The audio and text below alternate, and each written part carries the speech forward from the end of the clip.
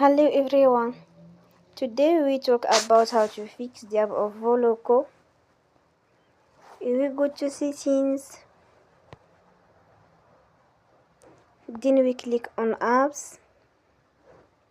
After that we search the app Voloco and we click.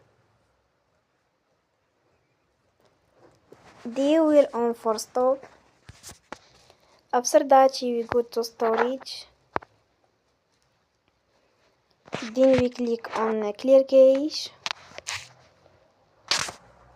In the end, turn your phone and you will restart your phone again.